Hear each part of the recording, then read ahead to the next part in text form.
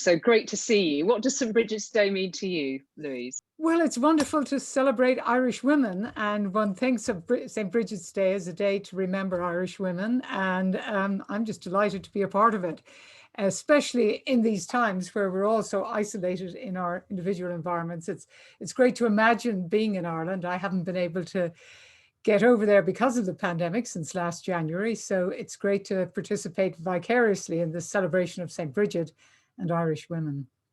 Do you have any memories of it growing up?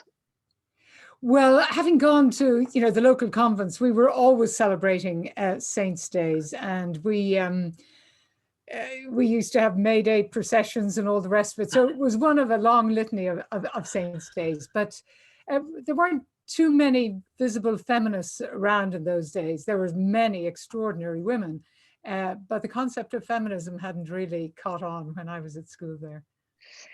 So let's fast forward and contemplate your role currently. You came into your post in Oxford in 2016. I mean, Oxford University, one of the most revered, historic of English institutions, and here was an Irish woman landing in its midst, albeit with this extraordinary academic background. How has that been as an Irish woman?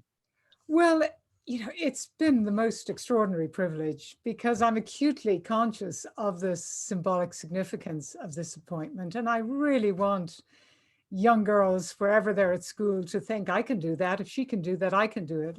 And indeed for young boys and young girls to change their image of leadership. We tend to assume leadership has these always male and often martial components. And I think it's as important for boys as well as girls to realize that leadership comes in all shapes, sizes, colors, genders, and the rest of it. It's a challenging job. It's a large, complex institution. I think it took me a little bit of time to find my feet, but I think I have. And it's an extraordinary place where amazing work takes place and where kids' lives are transformed every year by the opportunity to come here. It's a place of extraordinary privilege, and I never forget that. And I do think more generally, it's enormously important for those of us who are so lucky never to forget just how lucky we are and appreciate what we have. I mean, you could hardly have landed in the role at a more testing time, really. I know that when you arrived, it was the huge controversy over the statues that were allowed to remain or not to remain linked to Britain's colonial history. There's the ongoing row over free speech. And now in the middle of a pandemic, I mean, what have you found toughest in all of that? I mean, you must feel that you've just been in the face of a tsunami of challenges since you arrived. Well, one of the great advantages of being in a place like Oxford is you're surrounded by many wonderful people. So being able to build a team of terrific people around me makes it so much easier. No, the things that is the toughest is the fact that my husband lives in America and my daughter. And so we had this arrangement where we managed to see each other every month, and that hasn't been possible. So as a deeply social person, and as you can imagine, this job is one that involves a great deal of global travel, a great deal of socializing and negotiating over meals and promoting the university. All of that has stopped. So it's been a challenge to just change the rhythm, and then you're so engrossed in just the really difficult day-to-day tasks of figuring out how to support your staff who are doing research, teaching online for the first time ever, and homeschooling their children. How do you ensure that the critical research that goes on, the work on the vaccines, the work on antimicrobial resistance, all the research of the university, how that can continue in spite of the pandemic, and just keeping everybody's spirits up during what is a difficult time. How do you keep your spirits up? Are the moments when you close the door, Louise, when you think, God, this is just, how am I going to get through the next 24 hours? I read a lot of fiction. That's how I stay sane. I serve on the board of the Booker Prize Foundation. I love fiction, and I read a lot of it. That's what keeps me sane. Yeah. And it must be an enormous, to go back to the point about the vaccine, of course, which is forefront of everybody's mind at the moment, and this extraordinary achievement by one of your colleagues at the university, Professor Sarah Gilbert. of developing this vaccine, which could get us out of this. I mean, what an amazing moment to be able to share as Vice Chancellor in that success of Oxford, and a fellow female colleague. Absolutely. And it's also a real opportunity for universities to demonstrate to the public just the importance of research universities. So many people think of universities as the place where 18-year-olds go off to grow up and ideally acquire the wherewithal to get a decent job. But in fact, so much of what we do is, if you like, hidden. It's working on something like vaccines. Now, the reason Sarah and her team were able to achieve this extraordinary feat of producing a vaccine in 10 months was because they'd been working quietly on this for decades. And they'd been working quietly with colleagues in Africa, in Kenya, in Thailand, in Cambodia. So we're doing all kinds of research that the public doesn't see. And I think often the public wonders why they're spending so much of their tax dollars on these institutions like universities. And now they know. And up until recently, the very value of expertise was challenged. And I don't think anybody's challenging the value of expertise anymore. Just it'd be interesting to get your reflection on how the pandemic has affected women in particular, given the context in which we're chatting. You know, one of the big concerns is that around the pandemic is that it's disproportionately affected women to their detriment. That, you know, many have been pushed back into more domestic roles. We know that the burden of caring, homeschooling in very many circumstances has fallen on the shoulders of women. Insecure employment, 90% of single parents, for example, are women. How much do you worry about this pandemic really setting back the cause of female progression? I think it has. I very much hope it will be temporary. I mean, the problem with something like a pandemic is it exposes all the inequities in society. And we see this with the differential impact, both in terms of outbreak, but also in terms of impact on the population at large. And precisely, as you say, women do disproportionately bear the brunt of caring responsibilities. And for single women, how can you work if you're a single parent and have to homeschool your child? I very much hope that this will prove to be temporary. I would say that we have tracked it in terms of academic output, in terms of applying for grants. We were worried that the application numbers amongst women would decline, and that hasn't proven to be the case in Oxford thus far. But you know, I'm following it like a hawk because it does tend to be the case that women do end up bearing the brunt of dislocations like this. Do you think we could have done with more women up front politically leading us through this crisis? It's been very notable, hasn't it, that in the UK, when you look at those daily press briefings, whenever they come, there's hardly ever a woman there. I've noticed that, and I think that is sending all the wrong messages to young boys and young girls, going back to what we said a moment ago. And if you look at a country like Finland, where almost all the women, in fact, I think all the Prime Minister and the leaders of all the parties are women, most of the cabinet are female. What a contrast that is, and what a subliminal message that is sending out. But also, if you look at many of the countries that have done well, whether it's Merkel's Germany, Ardern's New Zealand, Norway, Iceland, Finland, as I mentioned, countries led by women have, and Taiwan, of course, as well, have done better by and large than those which haven't. Now, you wouldn't want to oversimplify that, but it's worth exploring exactly why that is the case. And why do you think that might be? I mean, I think actually in this second wave of the pandemic, particularly Germany actually is having a very brutally tough time second time around. You know, they have a scientist, don't they? She's there, and just for a few more months, they have Angela Merkel.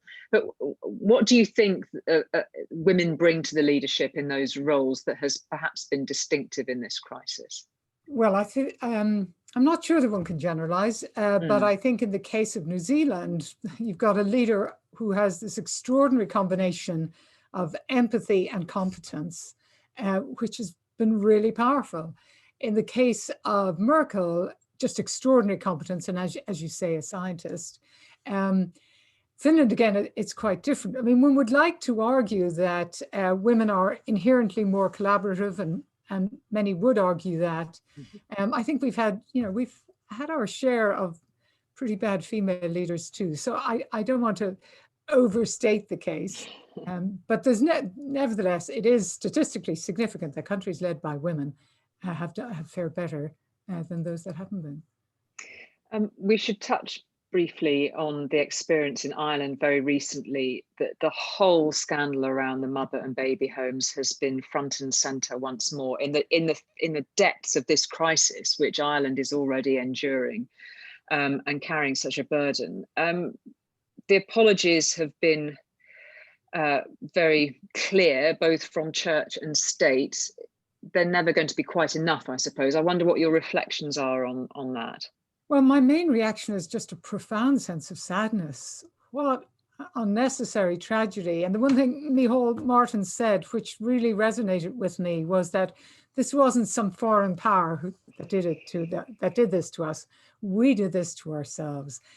So we can't just blame the state. We can't just blame the church. It was all of Irish society was deeply complicit in this, and it's deeply shameful. And again, while women were the victims disproportionately, although the children, of course, were both boys and girls, but it was by and large women who ran these ghastly homes too. So again, I would prefer not to oversimplify. Of course. As an entire society, how did we allow ourselves to treat one another in this way? I think it's a deeply shameful part of our past. But on the upside, I look at Ireland today and look at the way Ireland has changed. This open, liberal, multicultural society, welcoming foreigners, welcoming people of irrespective of their sexual orientation or anything else.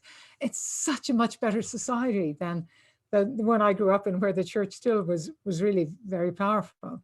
I mean, and I suppose you could almost chart so much of it, even within your own lifetime. Absolutely. I mean, it's part of your own personal reflection, this progression of women, which you absolutely embody. Absolutely. And well, the reason I've been successful thanks to the power of education. And again, I was educated by nuns and in the local convents, and they did. I got a fantastic education, but I believe powerfully in education as a route as the engine of social mobility for everyone, but especially for women, where it is meritocratic. So I've always argued that all we need for women to succeed is a level playing field, and education goes some way towards achieving that. I mean, it was your vehicle to success, as well as a very solid, loving, big family.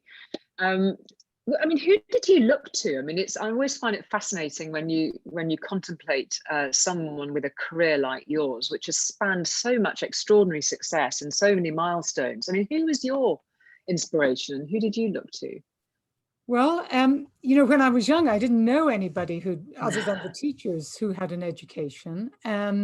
I like to joke about the fact that there's nothing like growing up with 3 brothers and 3 sisters to explode the myth of male superiority.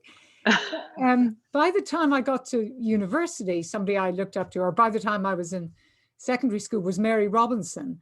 And I remember watching her on television. There was a program called 7 Days, and she was speaking. She was at the time a Labour Party member of the Senate. And she was so much smarter and more articulate than all the men on the panel. And I remember thinking, I've got to leave this country. There's no future for me in this country. Here she is. She's so much smarter than everyone around her. And she's in this tiny little party, completely marginalized in the Senate. And I certainly started thinking, I've got to plan to leave Ireland, which I did.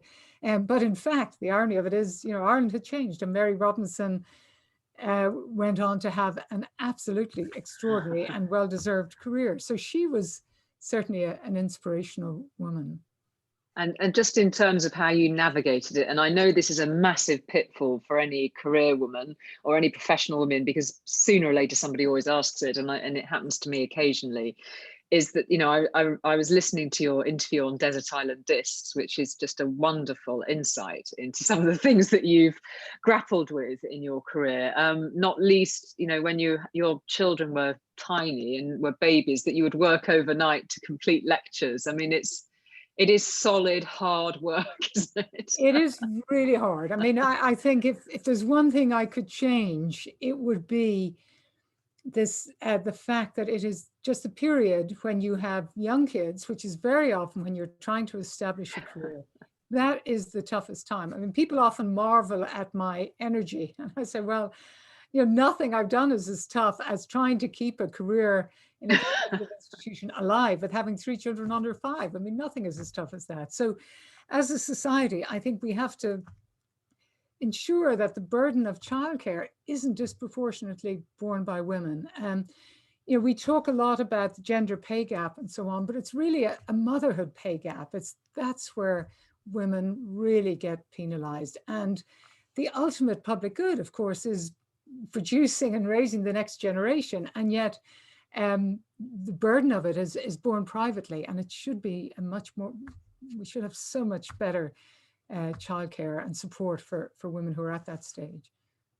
And just to perhaps close, Louise, it's so fascinating to get a quick whistle-stop tour of your views on so many things on this great day.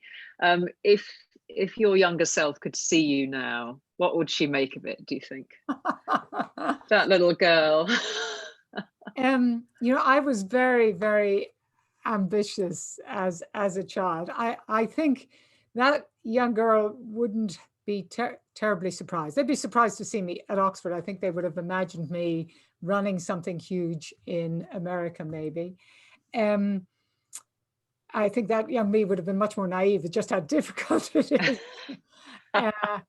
But there's nothing like, a strong, deep-rootedness to give you the confidence to go for things, but also to have a sense of perspective and sense of self-worth, so that if you don't get things, it's fine. I've never been defined by my career. I have a life, and a sense of perspective on it all. And I've never taken a job that I wasn't prepared to just walk away from. It was, I think, there's nothing like having a family to keep you grounded and keep you with a sense of perspective. That's for sure. I have 2 teenagers in other rooms beyond here, hopefully with their nose in their books, but I'll have to go and check on them shortly, like very many other working mums. Louise Richardson, Professor Richardson, it's just a total joy to talk to you. Can I just wish you happy St. Brigid's Days? Love to spend a few moments with you. And all the best with all of your challenges and joys ahead at Oxford. Thank you very much. Thank you very much indeed. Thank you.